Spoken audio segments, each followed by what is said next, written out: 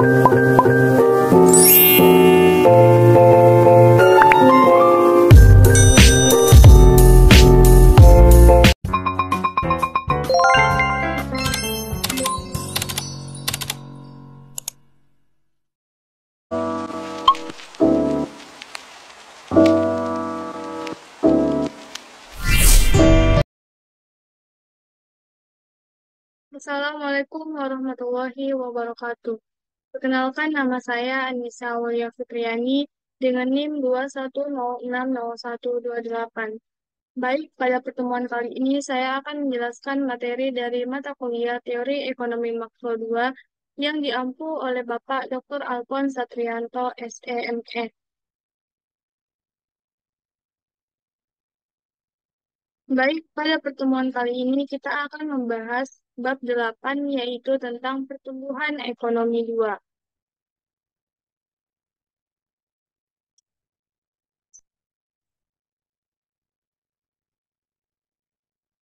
Pada bab 8 ini kita akan membahas 4 subbab. Yang pertama yaitu kemajuan teknologi dalam model Solow.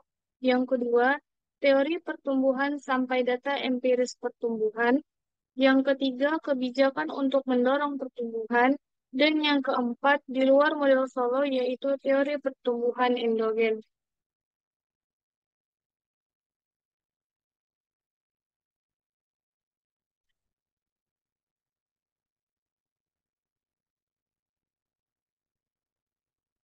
Kemajuan teknologi dalam model Solow. Model Solow tidak menjelaskan kemajuan teknologi, tetapi menganggapnya sebagai hal pasti dan menunjukkan bagaimana interaksi dengan variabel lain dalam proses pertumbuhan ekonomi. Ada 5 pertanyaan yang dibahas dalam model Solow, yaitu untuk memeriksa bagaimana kebijakan publik suatu negara dapat mempengaruhi tingkat dan pertumbuhan standar kehidupan warga negaranya.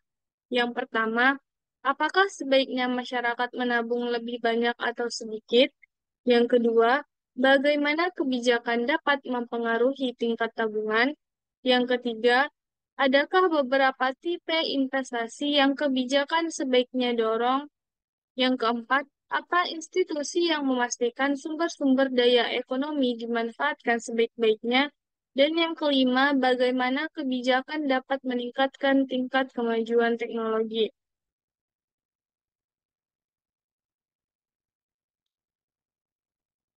Dalam menambah efisiensi tenaga kerja, untuk memasukkan kemajuan teknologi, kita harus kembali ke fungsi produksi yang mengaitkan modal total K atau kapital dan tenaga kerja total L atau labor dengan output total Y atau pendapatan. Jadi fungsi produksi itu yaitu Y sama dengan F dikali K dikali L dikali E.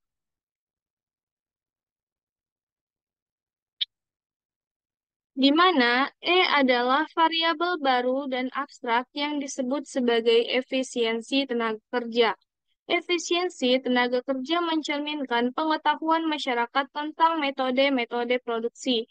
Ketika teknologi mengalami kemajuan, efisiensi tenaga kerja meningkat.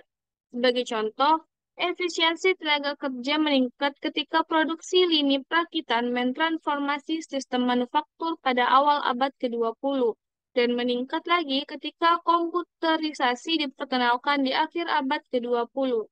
Efisiensi tenaga kerja juga meningkatkan ketika ada pengembangan dalam kesehatan, pendidikan, atau keahlian tenaga angkatan kerja.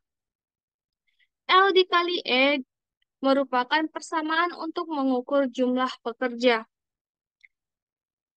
Perkalian ini memperhitungkan jumlah pekerja L dan efisiensi masing-masing pekerja E. Fungsi produksi yang baru ini menyatakan bahwa output total Y bergantung pada jumlah unit modal kapital dan jumlah pekerja efektif, yaitu dalam persamaan L dikali E. Inti dari pendekatan terhadap model kemajuan teknologi ini adalah bahwa peningkatan efisiensi tenaga kerja sejalan dengan peningkatan angkatan kerja. Sebagai contoh, Anggaplah bahwa kemajuan metode produksi telah melipat gandakan efisiensi tenaga kerja antara tahun 1980 dan 2010. Hal ini berarti bahwa dua orang pekerja di tahun 1980 sama produktifnya dengan satu orang pekerja di tahun 2010. Artinya, meskipun jumlah pekerja aktual sama antara tahun 1980 dan 2010, jumlah pekerja efektif meningkat dua kali lipat, dan perekonomian mendapatkan keuntungan dari peningkatan produksi barang dan jasa.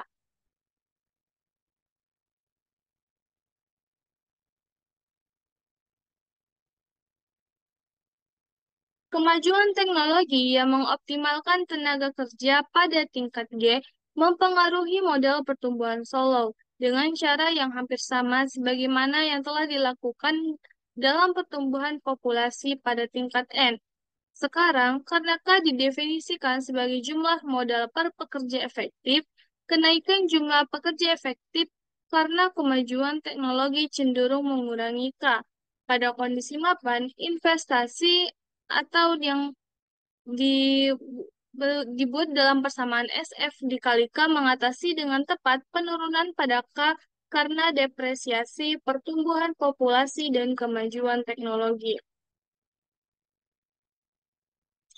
Dampak dari kemajuan teknologi. Modal para pekerja efektif adalah konstan pada kondisi mapan. Output per pekerja efektif juga konstan. Namun, efisiensi tiap pekerja aktual tumbuh pada tingkat G. Jadi, output per pekerja juga tumbuh pada tingkat G. Sehingga output total dibuat dalam bentuk persamaan Y sama dengan Y dikali E dikali L tumbuh pada tingkat N ditambah G.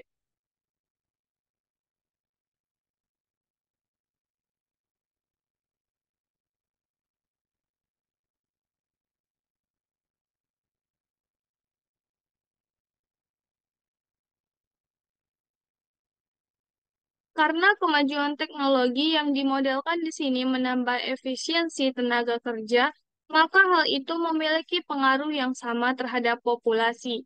Meskipun kemajuan teknologi tidak menyebabkan jumlah pekerja aktual meningkat, namun sebenarnya setiap pekerja menghasilkan unit yang lebih banyak sepanjang waktu. Jadi, kemajuan teknologi menyebabkan jumlah pekerja efektif meningkat.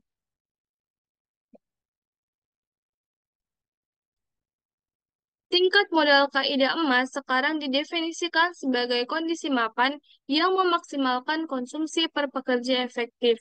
Jadi, kita dapat menunjukkan bahwa konsumsi kondisi mapan per pekerja efektif sama dalam persamaan C bintang sama dengan FK bintang dikurang Do ditambah N ditambah G dikali K bintang. Dengan persamaan, konsumsi kondisi mapan dimaksimalkan jika MPK sama dengan Do ditambah N ditambah G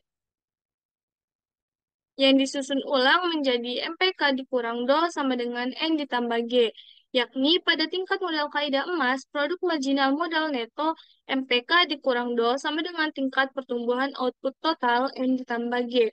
Karena perekonomian aktual mengalami baik pertumbuhan populasi dan kemajuan teknologi, kita harus menggunakan kriteria ini untuk mengevaluasi apakah perekonomian aktual ini memiliki modal lebih banyak atau sedikit daripada perekonomian kondisi mapan kaidah emas.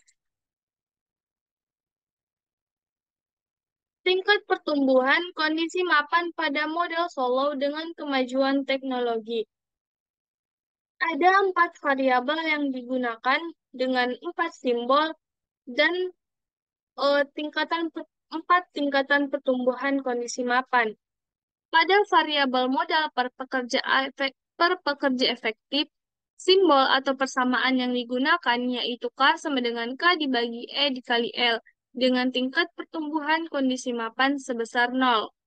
Pada variabel output per pekerja efektif, simbol atau persamaan yang digunakan yaitu Y sama dengan Y dibagi E dikali L sama dengan F dikali A dengan tingkat pertumbuhan pada kondisi mapan sama dengan 0. Pada variabel output per pekerja, simbol atau persamaan yang digunakan yaitu Y dibagi L sama dengan Y dikali E dengan tingkat pertumbuhan pada kondisi mapan yaitu sebesar G. Pada variabel output total, simbol atau persamaan yang digunakan yaitu Y sama dengan Y dikali dikali L dengan tingkat pertumbuhan pada kondisi mapan sebesar N ditambah G. Sejauh ini, kita telah memperkenalkan kemajuan teknologi ke dalam model Solow untuk menjelaskan pertumbuhan berkelanjutan pada standar kehidupan.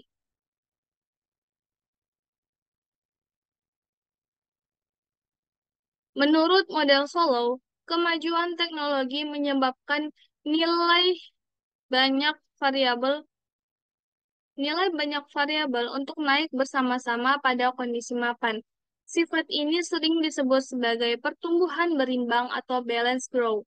Pada kondisi mapan, output per pekerja Y dibagi L dan persediaan modal per pekerja K dibagi L, keduanya tumbuh pada tingkat G, yang adalah tingkat kemajuan teknologi. Ini konsisten dengan data Amerika Serikat, di mana G bernilai sekitar 2% secara konsisten sejak 50 tahun lalu. Kemajuan teknologi juga mempengaruhi harga-harga faktor. Pertumbuhan upah real pada tingkat kemajuan teknologi, tapi harga sewa modal real tetap konstan setiap saat. Lagi, selama 50 tahun terakhir, upah real telah meningkat 2% dan telah meningkat hampir sama dengan GDP real.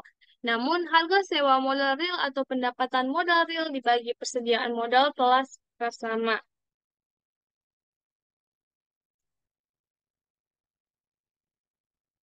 Sifat mengejar ketertinggalan disebut konvergensi. Jika tidak ada konvergensi, negara yang awalnya miskin akan tetap miskin. Model Solow membuat prediksi tentang kapan konvergensi akan terjadi. Menurut model Solow, apakah dua perekonomian akan bertemu bergantung pada mengapa mereka berbeda pada awalnya, atau yaitu pada tingkat tabungan, tingkat pertumbuhan populasi, dan akumulasi human capital. Akumulasi faktor dengan efisiensi produksi.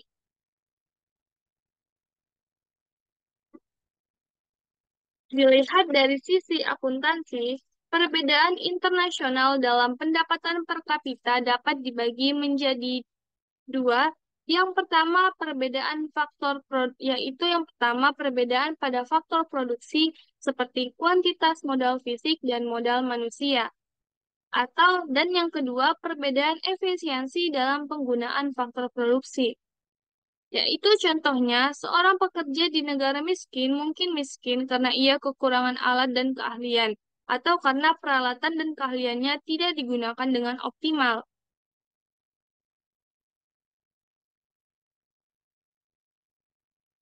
Banyak penelitian telah dilakukan untuk memperkirakan kepentingan relatif dari dua sumber perbedaan pendapatan. Jawaban yang pasti bervariasi dari satu studi lainnya. Tetapi baik faktor akumulasi maupun efisiensi produksi tampak penting. Lebih jauh, suatu penemuan menyatakan bahwa kedua hal itu berkorelasi secara positif. Negara-negara yang mempunyai tingkat modal fisik dan sumber daya manusia yang besar cenderung menggunakan faktor produksinya secara efisien. Ada beberapa cara untuk menginterpretasikan korelasi positif ini. Salah satu hipotesisnya adalah bahwa perekonomian yang efisien dapat mendorong akumulasi modal. Sebagai contoh, seseorang dalam perekonomian yang berfungsi dengan baik mungkin mempunyai sumber daya dan insentif untuk tetap bersekolah serta mengakumulasi modal manusia yang lebih besar. Hipotesis lainnya adalah bahwa akumulasi modal dapat mendorong efisiensi yang lebih baik. Jika ada eksternalitas yang positif terhadap modal fisik dan modal manusia, maka negara yang menabung dan menginvestasikan lebih banyak tampaknya akan mempunyai fungsi produksi yang lebih baik. Jadi, efisiensi produksi yang lebih besar dapat menyebabkan akumulasi faktor yang lebih besar atau sebaliknya. Adapun perbedaan pendapatan adalah hasil dari faktor-faktor produksi seperti kuantitas modal fisik dan human capital yang telah dijelaskan tadi, dan yang kedua efisiensi dalam penggunaan faktor-faktor produksi.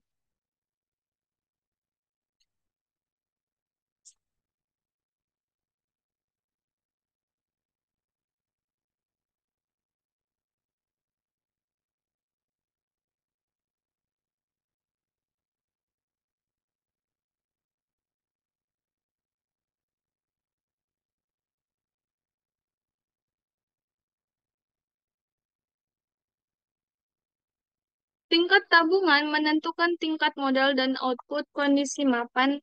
Suatu tingkat tabungan tertentu menghasilkan kondisi mapan kaidah emas yang memaksimumkan konsumsi per pekerja. Dengan membandingkan kaidah emas untuk menganalisis tingkat tabungan di Amerika Serikat. Pertama, produk marginal modal neto dan depresiasi. Yang kedua, tingkat pertumbuhan output total. Menurut model Solow, seberapa banyak negara menabung dan berinvestasi adalah determiner penting dari standar kehidupan penduduknya.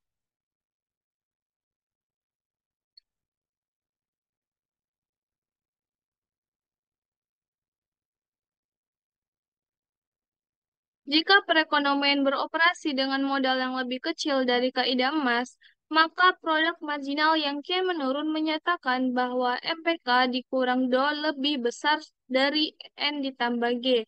Dalam hal ini, kenaikan tingkat tabungan secara bertahap akan meningkatkan akumulasi modal yang mengarah ke arah kondisi mapan dengan konsumsi yang lebih tinggi.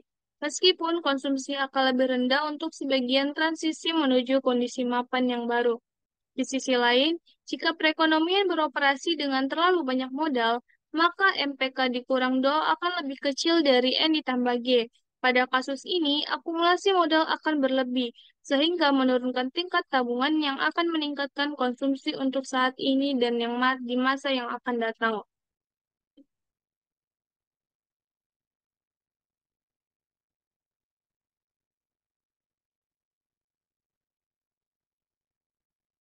Jumlah modal pada kondisi mapan kaidah emas.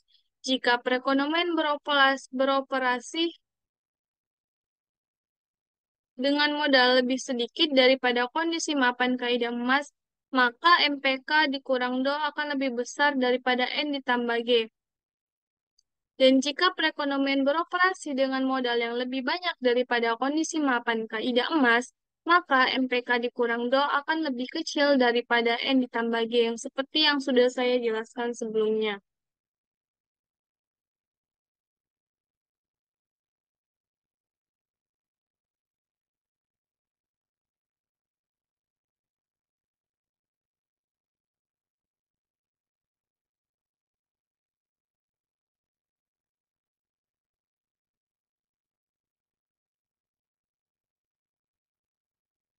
Mengubah tingkat tabungan.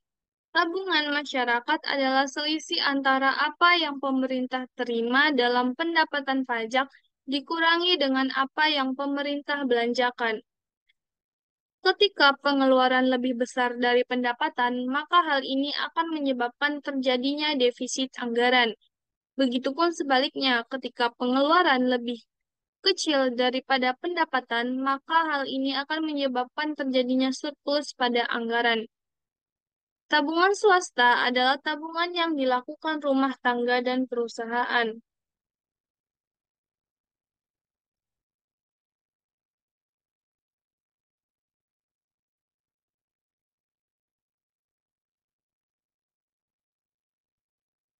Pemerintah juga mempengaruhi tabungan nasional dengan mempengaruhi tabungan swasta serta tabungan yang dilakukan oleh rumah tangga dan perusahaan.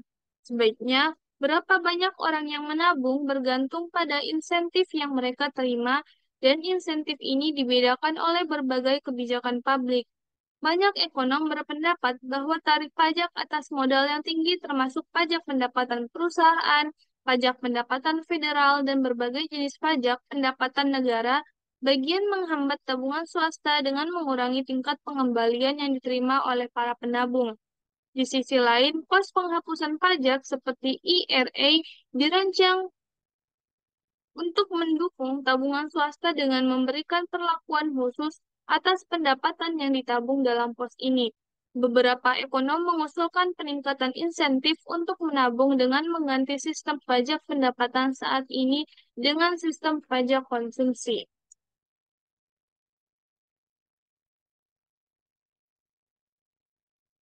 Membangun institusi yang tepat.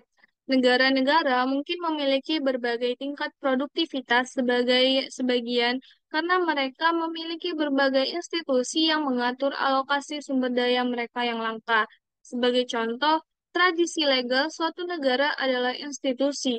Contoh lain adalah kualitas pemerintah sendiri dan tingkat korupsi yang ada dalam infrastruktur politik.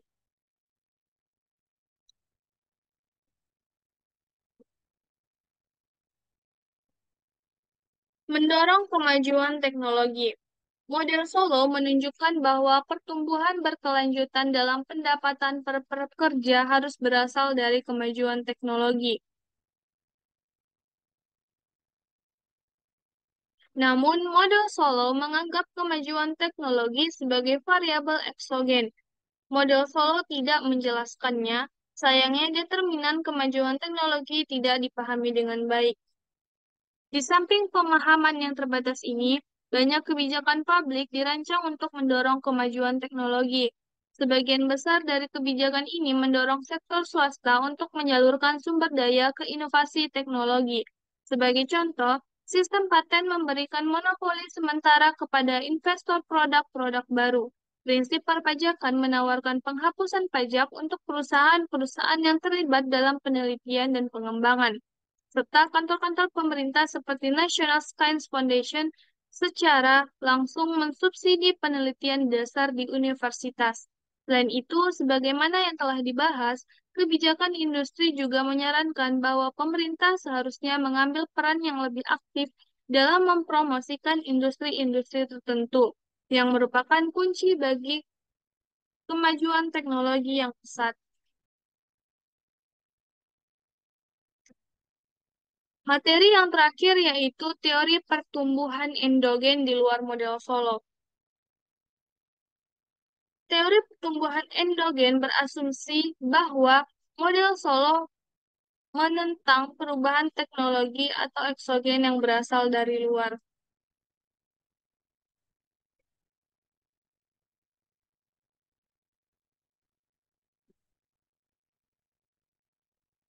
Model dasar.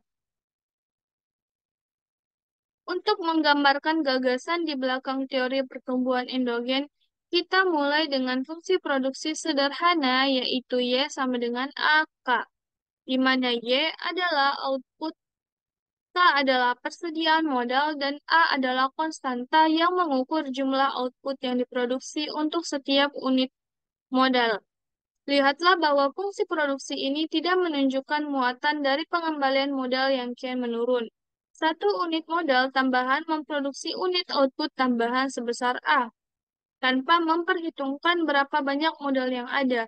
Ketiadaan pengembalian modal yang kian menurun ini merupakan perbedaan penting antara model pertumbuhan endogen dan model solo. Persamaan delta Y dibagi Y sama dengan delta K dibagi K sama dengan SA dikali DO merupakan persamaan yang menyatakan bahwa perubahan persediaan modal sama dengan investasi dikurangi depresiasi.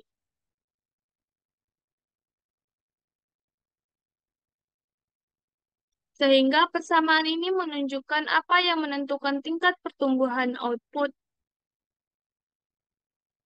Pendapatan perekonomian akan tumbuh selamanya meskipun tanpa asumsi kemajuan teknologi eksogen. Jadi, perubahan sederhana dalam fungsi produksi bisa mengubah secara dramatis prediksi tentang pertumbuhan ekonomi. Dalam model Solo, tabungan akan mendorong pertumbuhan untuk sementara, tetapi pengembalian modal yang kian menurun pada akhirnya akan mendorong perekonomian mencapai kondisi mapan di mana pertumbuhan hanya bergantung pada kemajuan teknologi eksogen. Sebaliknya, dalam model pertumbuhan endogen, tabungan dan investasi bisa mendorong pertumbuhan yang berkesinambungan.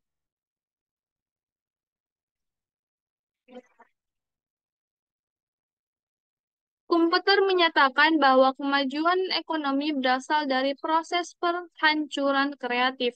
Menurut komputer, penggerak kemajuan adalah pengusaha dengan ide untuk produk baru. cara baru menghasilkan produk lama atau beberapa inovasi lain.